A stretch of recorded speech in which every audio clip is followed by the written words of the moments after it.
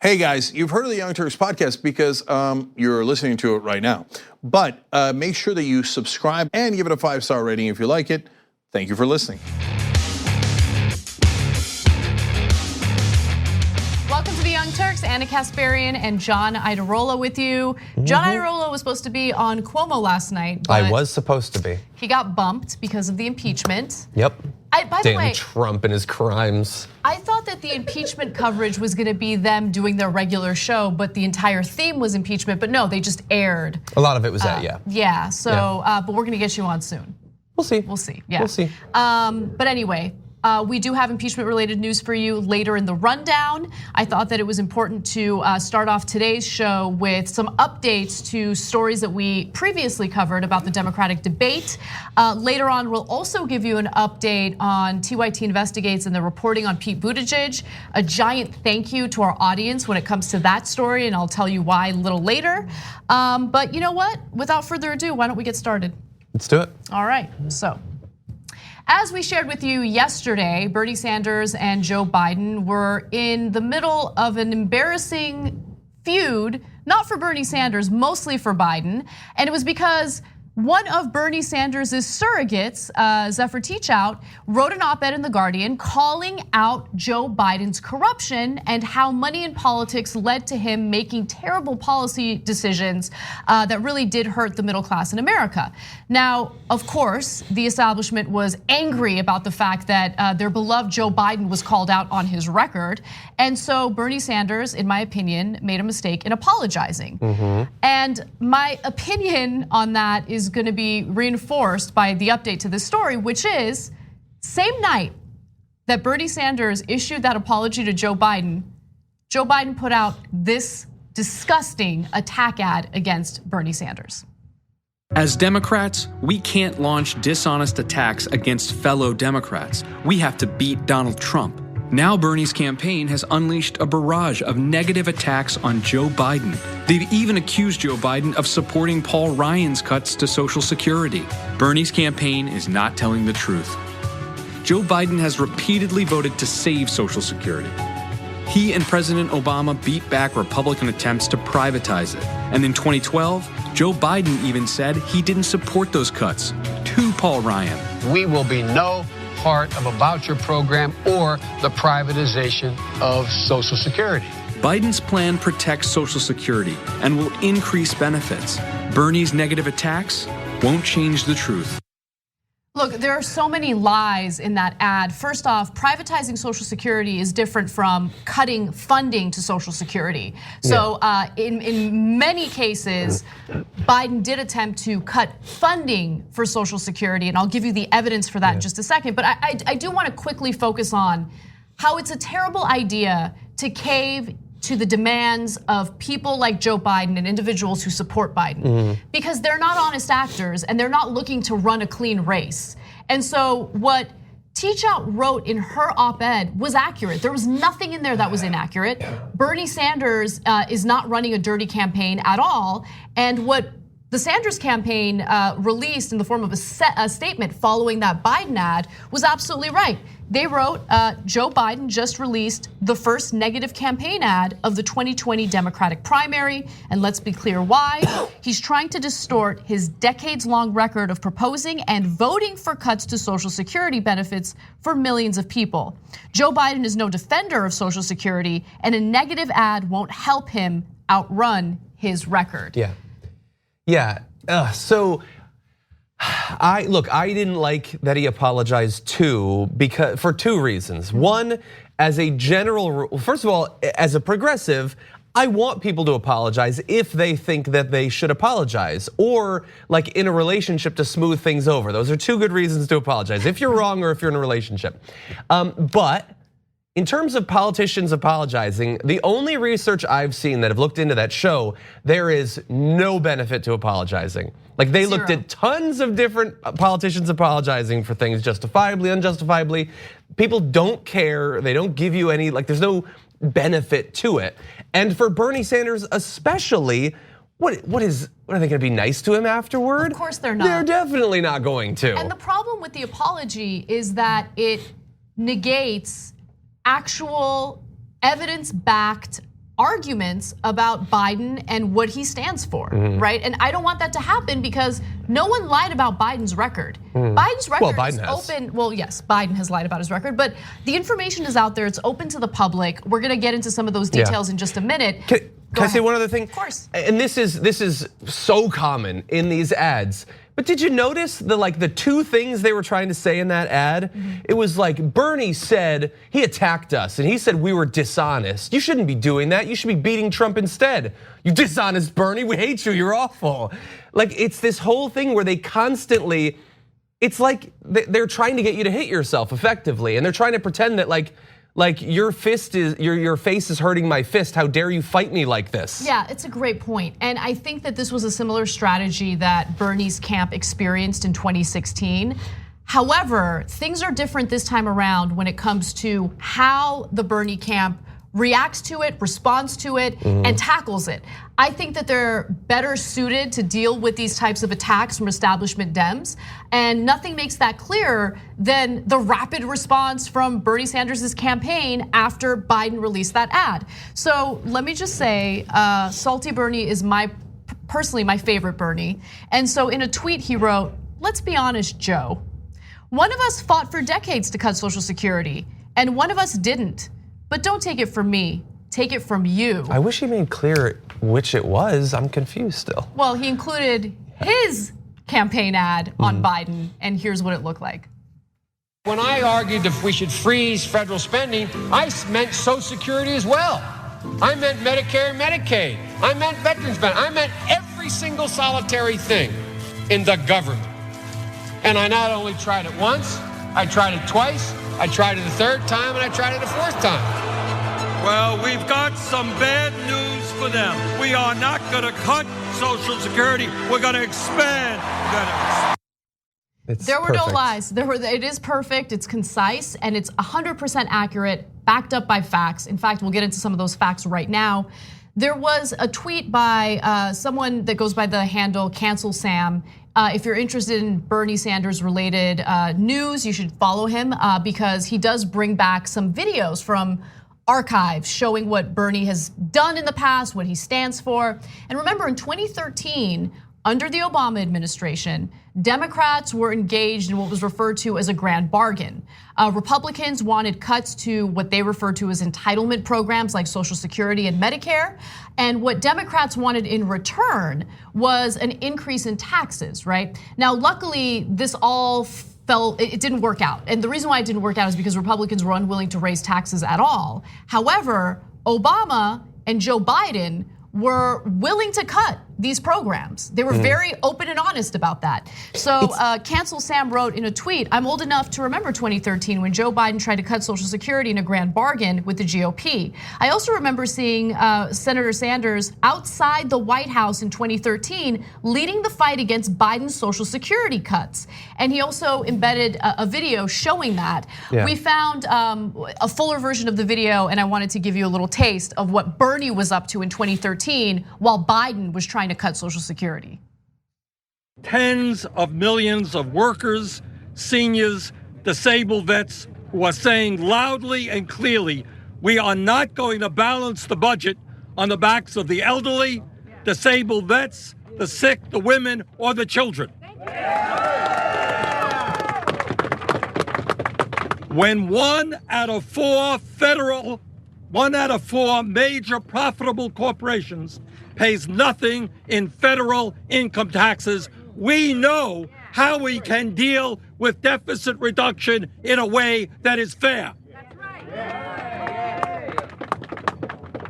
Now, some of you may remember that when Barack Obama was running for president in 2008, he said that he would not cut Social Security. We want the president to remember what he said and not go back on his word.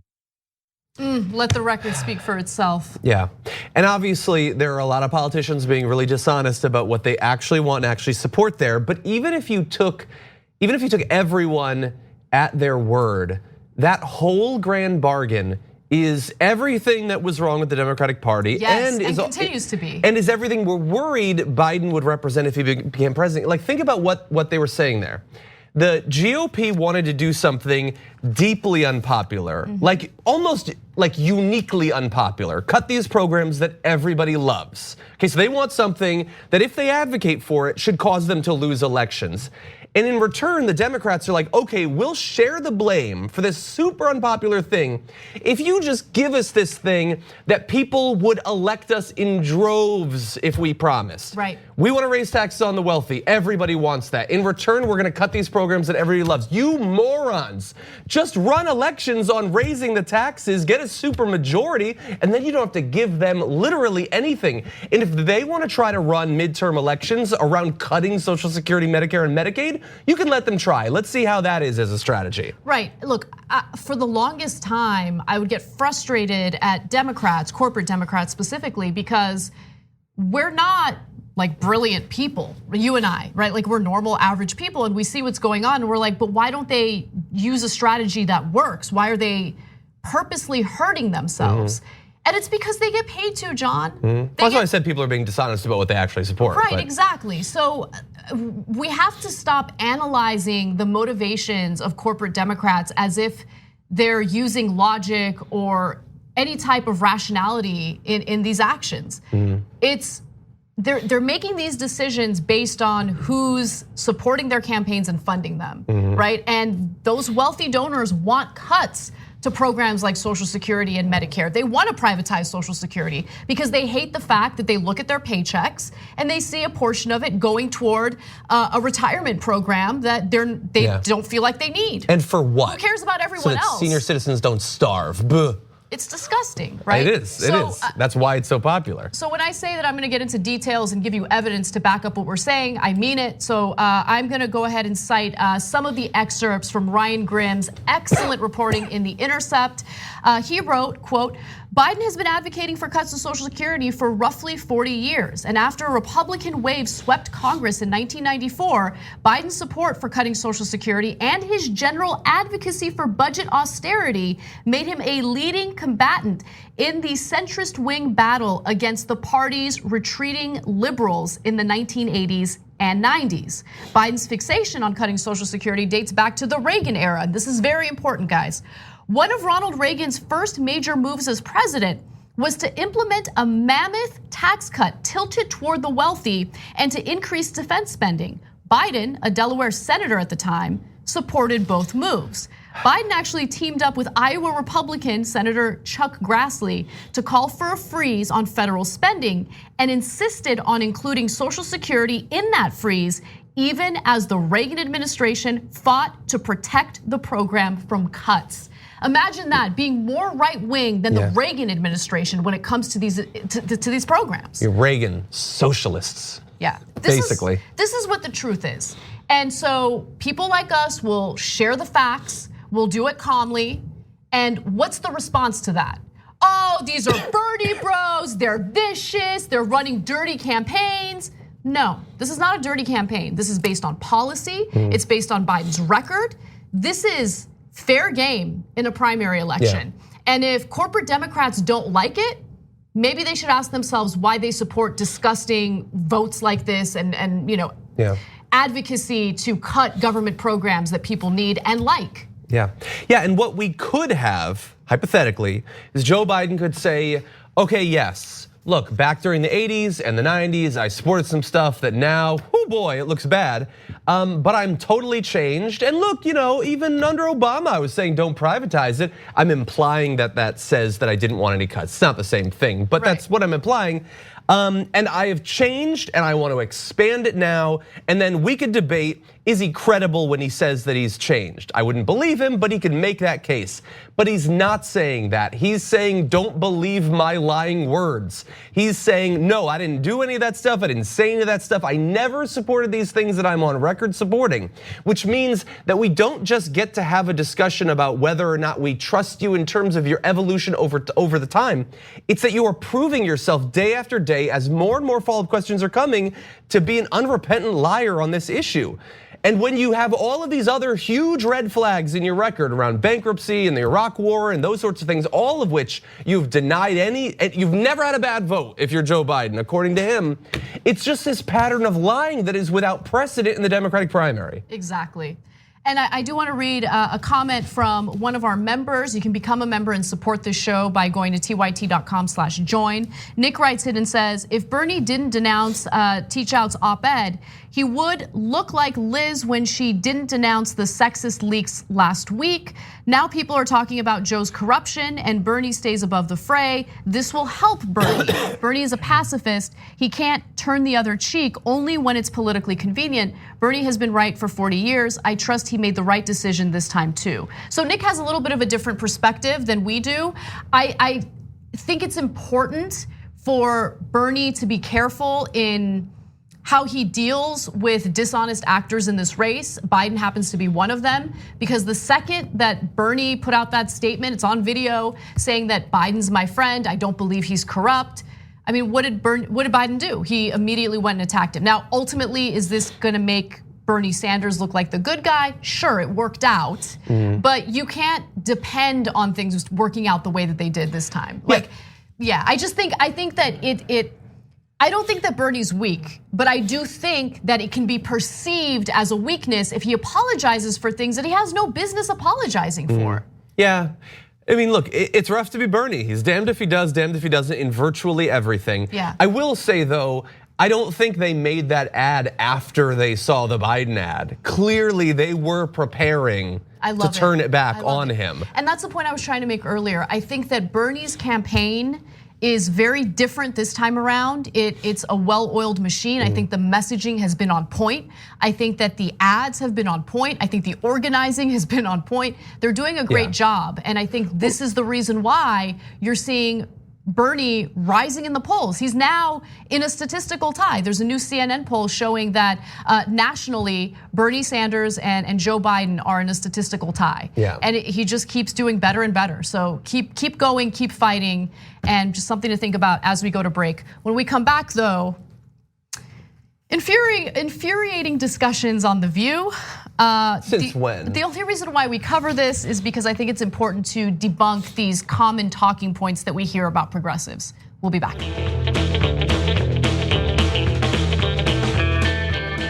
I love these tweets in the TYT live section, so I'm gonna read as many of them as I can. Gabby Marita writes in, again, use the hashtag TYT live during the breaks or whenever you wanna tweet to us, and hopefully we'll get a chance to read what you have to say.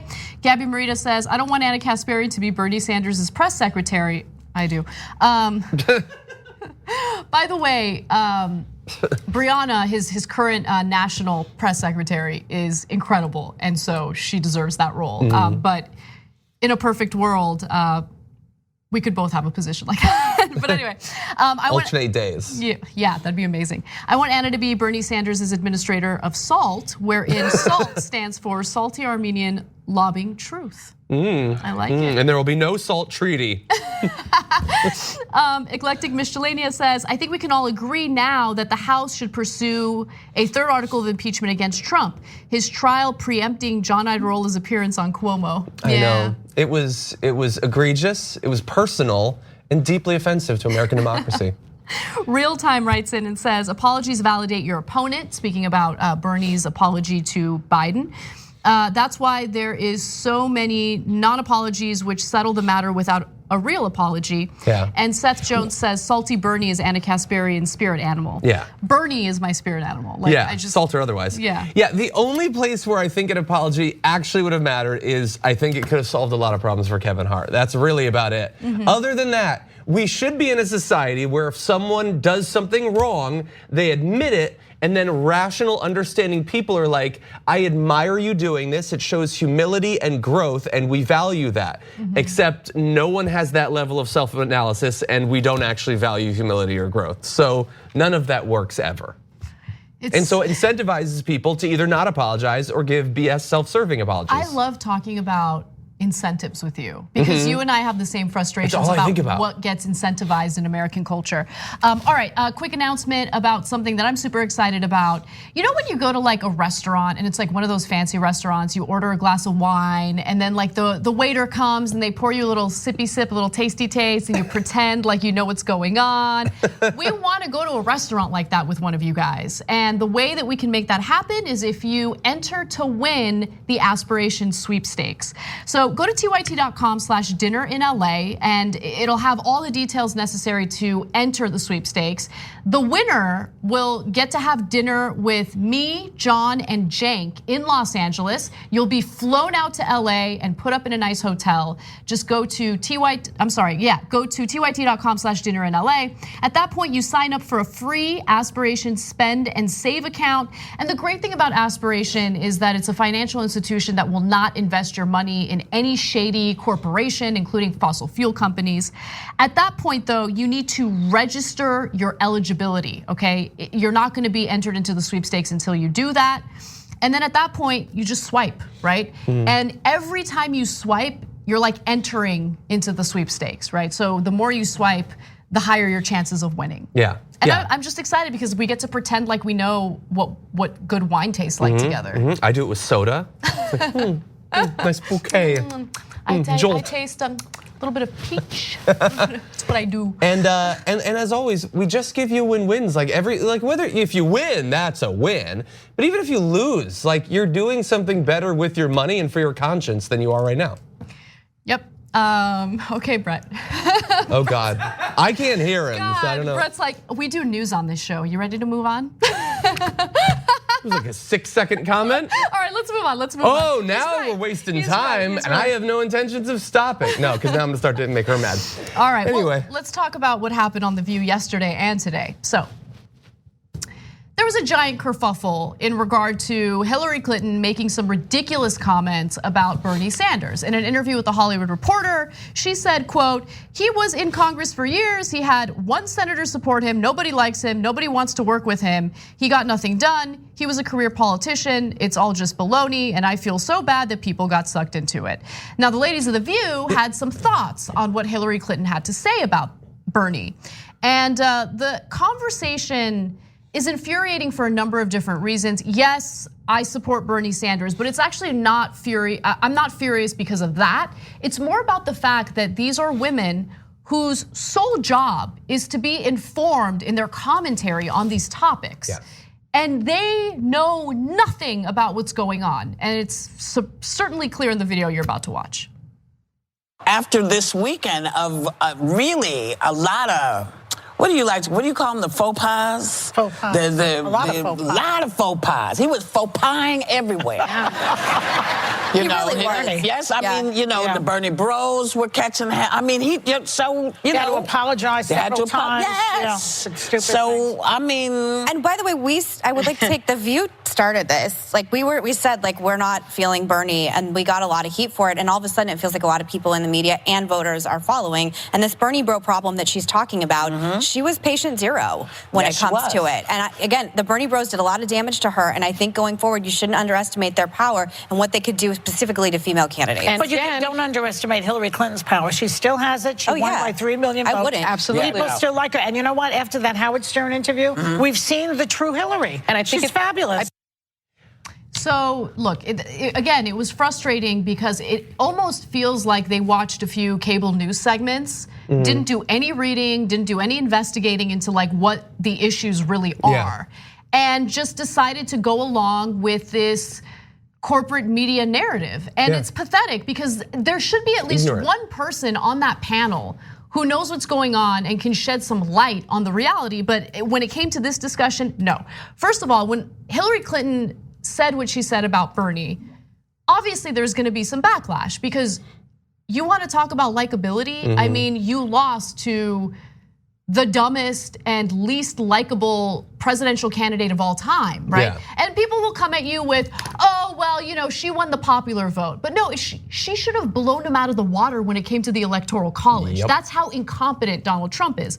So because of the backlash, she put out a tweet trying to poke fun at the whole situation, saying, I thought everyone wanted my authentic, unvarnished views. But to be serious, the #1 priority for our country and world is retiring Trump. And as I always have, I will do whatever I can to support the nominee or our nominee. We'll see about that. We'll see about that. Now, the reason why she released that statement was because in the context of the Hollywood Reporter interview, she was asked, if he's the nominee, if Bernie's the nominee, do you plan on supporting him? And she just said, I'm not ready to go there yet. Yeah. Implying that she doesn't really know if it's better to have a second Trump term or Bernie Sanders. And I know a bunch of really diehard Hillary Clinton supporters tweeted after that, oh, come on, does anyone really think she won't support the Democrat? Yes. And my response is, first of all, maybe. But even if I agree with you, then that makes it even pettier for her to pretend that she can't tell. If it's so obvious, then just say that. Bernie Sanders threatens her wealth and any other incredibly wealthy person's money, right?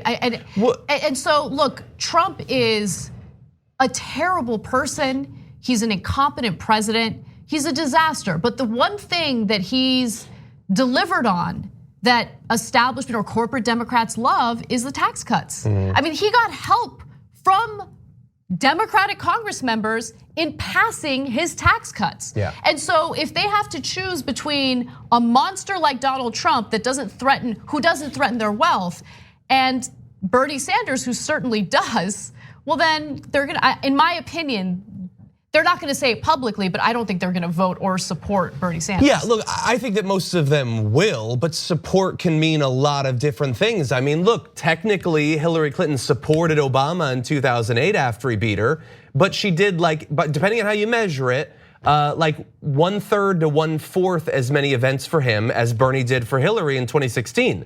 So sure, she'll support Bernie if he becomes the nominee, but what does that mean? Is she gonna send one sort of snarky tweet, or is she going to work her butt off the way Bernie Sanders did to try to get her elected? And just really fast to that View clip that we saw, I'm not a huge View viewer or whatever, but I believe that the idea is supposed to be that this is an idealized, better version of the sorts of conversation that any random 4 women would have around the country. But sometimes it's just the same as any 4 women. It's the same as any 4 regular people trying to keep up with the news. They read a little bit of this, they saw a tweet or something, and that's really it. And most of the commentary there is dominated by Meghan McCain, a person who has been so rewarded for her just sort of mediocring her way through life, pretending that she cares what happens to the Democratic Party. She would be happy if between now and the day she dies, a Democrat never wins the presidency again. So every time she gives you a bit of advice for the Democratic Party, remember, she wants all of them to go down in flames. Right, and she's in no position to give anyone advice because she doesn't know what she's talking about. So in the clip that we showed you, she's like, can I just mention that we here at The View, we're the first in saying that no one likes Bernie, right? So she's bragging about that. But if you look at evidence, the facts don't bear out that Americans dislike Bernie Sanders. In fact, let's talk a little bit about some new polling today. I was hoping you would. Yeah, so there's always this debate about electability. We need a Democrat that's super electable and who can beat Trump. Well, a new poll indicates that the person best suited to beat Donald Trump is Bernie Sanders. So Survey USA asked 4,069 registered voters nationwide how they would vote in an election today if Trump was pitted against each of the 2020 candidates in the Democratic race. The progressive Vermont independent, Bernie Sanders, came out on top. So 52% of voters would choose Sanders and 43% Trump, giving the veteran senator a 9-point lead. Next was former Vice President Joe Biden at 50% to Trump's 43%, a 7-point lead. So Bernie Sanders actually outperforms Biden in this poll, right? Up against Trump. Let me give you some more details though. Tom Steyer is tied with Trump at 44%. And also Democratic Minnesota Senator Amy Klobuchar loses to Trump. I mean, that should be a big story, no? Loses to Trump by 2 points at 43%. To 45%. Democratic Hawaii Congresswoman Tulsi Gabbard loses to Trump by 5 points at 39% to 44%. I think was Buttigieg on there? Buttigieg was on there, but everyone beats Trump, obviously with Bernie leading with a larger margin. Except for Klobuchar, Steyer, and Tulsi Gabbard. So even Yang beats Trump, but with a smaller margin than Bernie. The person best suited to beat Trump is Bernie Sanders. So then there's this new CNN poll, which shows that Bernie Sanders is now in a statistical tie with Joe Biden at the very tippy top, okay? So 27% of registered voters who are Democrats or Democratic-leaning independents back Sanders, while 24% favor Biden. The margin between the two is within the poll's margin of sampling error, which means that they're at a statistical tie. All right, now both are significantly ahead the rest of the field, including Senator Elizabeth Warren at 14% and former South Bend, Indiana Mayor Pete Buttigieg at 11%.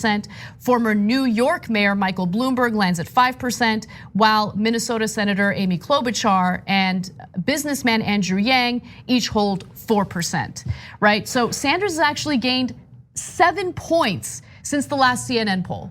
Okay, so he's doing really well. But like, we were the first to talk about how no one likes Bernie Sanders. Okay, so let's hear more from this ignorant conversation. I think it's very important for people to note that Bernie registered to run for the Senate in 2024 as an independent, yet is running as a Democrat for the president. He is a Democrat by default. By default. And well, you people really need to want him understand out. that. You want him out. They just need to understand that. But this has been my bitch with people running who are socialists, and I love socialists. But if you're a socialist, find other people, find your party, people in your party to support you. Don't say you're a Democrat and then try to poop all over the Democratic folks. That's they're spouting what they believe. If you believe what you believe, then run as where you are. Let us see you.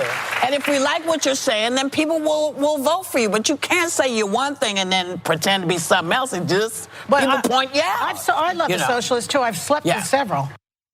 I think that conversation, it's supposed to represent the types of political discussions that occur among women in America. And I think that conversation degrades women. I think that it belittles our intelligence and our sophistication, and I'm embarrassed by it. And honestly, I'm disappointed in Joy Behar. What is she doing? Look, she was kind of, I guess, trying to goof around or something. I'm more frustrated with Whoopi Goldberg there, especially on a show where Patrick Stewart comes on and says that she might be invited onto the second season of Picard, which got me all excited. And then she goes and says that. Like the sense of entitlement there, it's something about Star Trek. The sense of entitlement there that the Democratic Party is whatever we say it is, and how dare you imply that it's something else, even on a day where you are leading, implying that maybe Democratic voters don't agree with you on what the identity of the party is or should be. And how can a poll like that, it's not a random nobody poll, it's a CNN poll. How can that come out and they don't mention it? It's a morning show, but that poll was available. How are you gonna come on after a week of, or a day of saying Bernie Sanders is unpopular and then double down on a day when evidence comes out that directly refutes everything you're saying and should lead to a little bit of soul searching? That his popularity is not random. You can learn something from it. It's not about his hair or the affinity that birds have for him. There's something substantive there. And considering that his base is the young base, it's the future of the party, maybe you should try to understand what is so appealing to the people that you're gonna try to appeal to for the next few decades. And also, look, Sunny Hostin is actually a very smart woman. And so she understands how politics works in America and how unfortunately we have a two-party system and a third-party candidate has no chance. That's the system that we're under, right? So Bernie Sanders, yeah, he's a registered independent in Vermont. Guess what? No one cares. No one cares other than dishonest actors who keep citing that as a way to attack him when The reality is you should focus on the policies and try to understand why his policies are so popular and why they resonate with so many Democratic voters. In fact, let me give you some more information from that latest CNN poll. Sanders is also most often seen as the candidate who agrees with voters on the issues that matter most to them. Oh my God, but he's a registered independent. I can't believe it. Yeah. Let me give you more. 30% say that Sanders compared with 20% for Biden, 15% for Warren, and 10% for Buttigieg. And as the candidate who best understands the problems facing people like you, 29% named Sanders as best on that measure, 18% for Biden, 17% for Warren, and 9% for Buttigieg.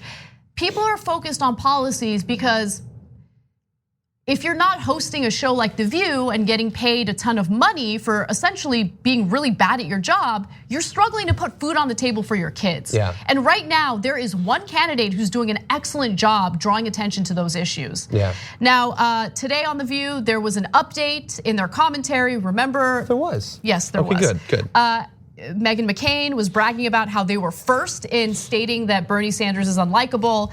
But today she spoke very differently of how the country feels about Senator Sanders. Take a look. We talked about Hillary Clinton's unfiltered comments about former rival Bernie Sanders, where she said, among other things, that nobody likes him and nobody wants to work with him. Today, she's getting a lot of backlash from some Democratic candidates like Andrew Yang, and says she's not sending a helpful message, and Tulsi Gabbard, who says she should, quote, grow up. This isn't high school. But, I thought everybody wanted her to be real. Yeah, but then now she's real, and everybody's like, shh. Yeah. Well, see, that's an example of how she can't win. Yes. No matter what the woman does, she can't win. Yeah. So, but maybe she just wants Joe Biden to be the nominee, and or maybe not she Bernie just was Sanders. mad at Bernie because Bernie kind of.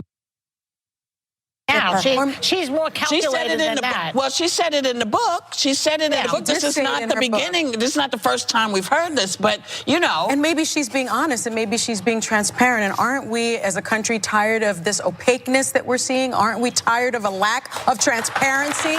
And aren't we just coming off of what happened with Elizabeth Warren when she went up after the debate and said, "Did you just call me a liar on national television?" It's incredible that the person who's being accused of lacking transparency is Bernie Sanders in the context of this conversation. It makes no sense. There is so much out there proving the consistency of Bernie Sanders, but more importantly, showing where he stands on the issues, which is the only thing that should matter. Have they paid no attention to this election whatsoever? You don't like Bernie Sanders because you don't like his socialist policies, just come out and say it. But making things up to justify your disdain for him, I think is pathetic and cowardly. And it makes you look ignorant. And it sucks because I don't think that Sunny Hostin is ignorant. I think I disagree with her vehemently when it comes to Bernie Sanders. But don't position yourself as this clueless person who doesn't know what's going on. You know what's going on. Be honest with your audience about how you just don't like Bernie because you don't like socialist policies. And then move on. Yeah, that was such a dishonest game that they played there. Oh, you all said that she was being fundamentally inauthentic and not being real. And she even said back during the 2016 election, I have a public position on some things and a private position on those. And now she says something awful and now you don't like that either? Okay, let's be super clear. Yes, we want people to be authentic. But when they're authentic, we also don't want them to be awful, okay? Exactly, we want two things, actually. You can want more than one thing. Trump on that Entertainment Tonight bus, he was being honest and it was terrible. I want honesty and for you to not be terrible. I think most people can grasp that. Right, and I think that it says something that Hillary Clinton is awful whether she's being inauthentic or authentic. We gotta take a break, we'll be right back. We hope you're enjoying this free clip from the Young Turks. If you want to get the whole show and more exclusive content while supporting independent media, become a member at tyt.com/join today.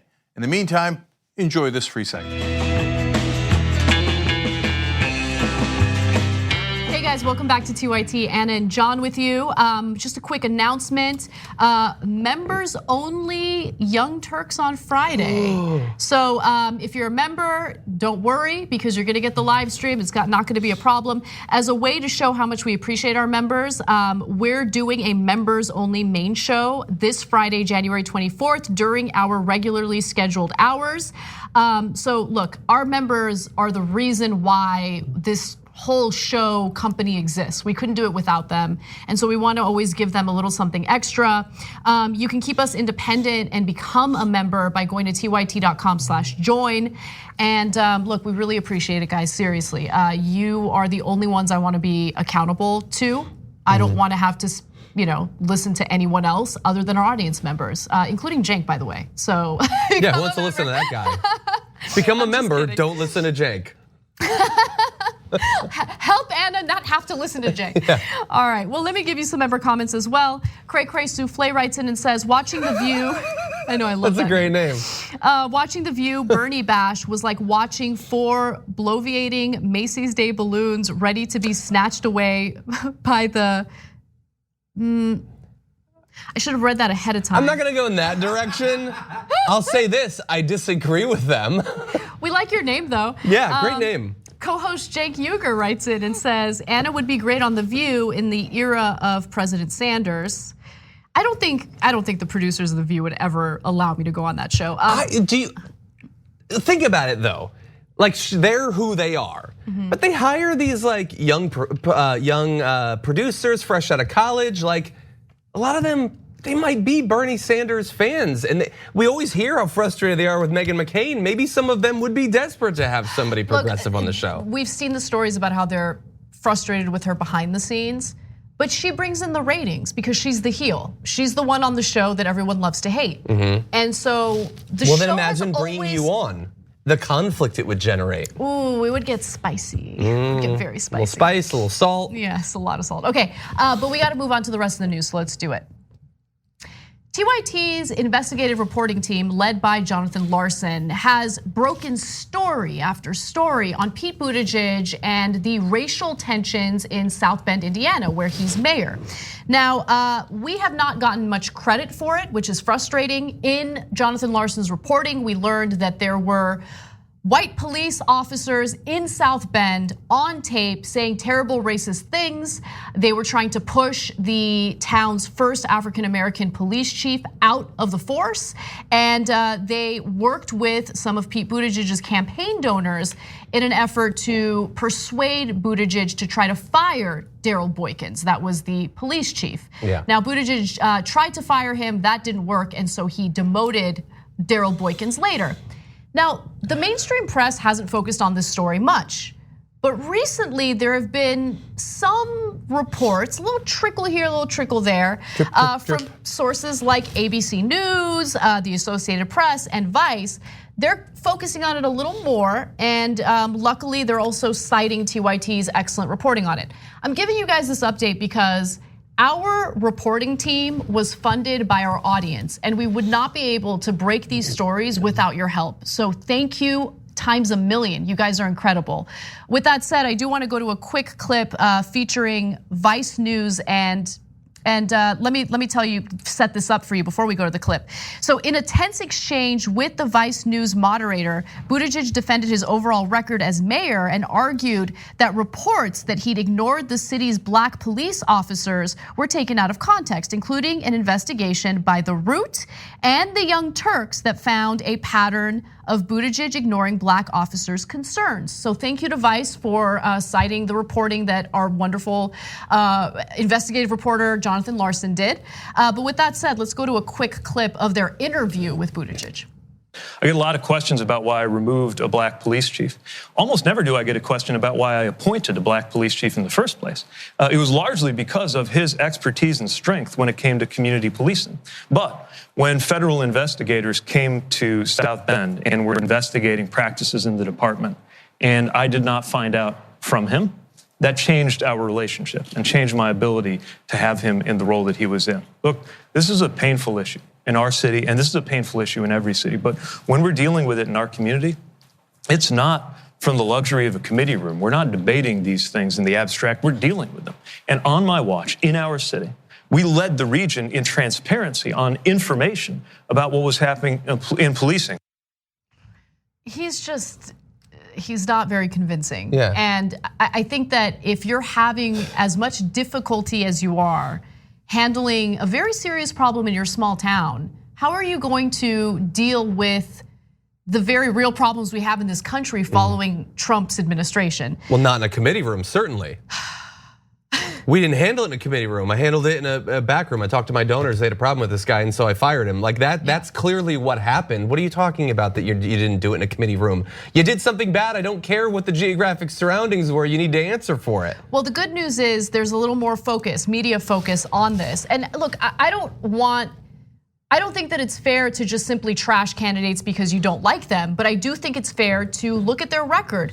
Buttigieg doesn't have a lengthy political career. All you can really look at is how he conducted his job in South Bend, Indiana. And this is a huge story that should get more focus.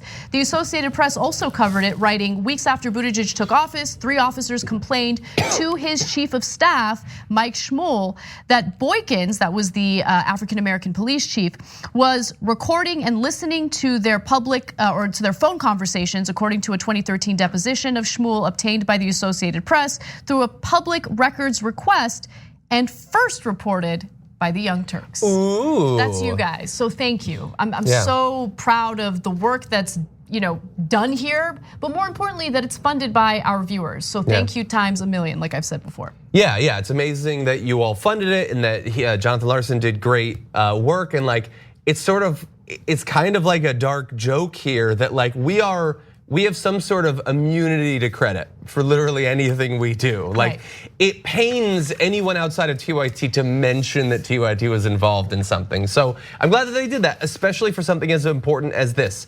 If he is going to hold up his time as mayor as, look, I don't have a great resume, but hey, I was mayor, and he can't explain why we should care about that, and then reporters uncover a number of reasons why we should be worried about that, then if there's gonna be all this media attention on Buttigieg, which there has been, at least some of it could delve into what he did in his time as mayor. Like, yes, we got it, Norwegian, piano, all of that. What about what you did? Exactly, and our reporting shows what he's done. Yeah. And luckily it's getting picked up now, so thank you again. We're gonna take a break. When we come back, we'll switch gears and focus on some of the updates to the impeachment trial in the Senate.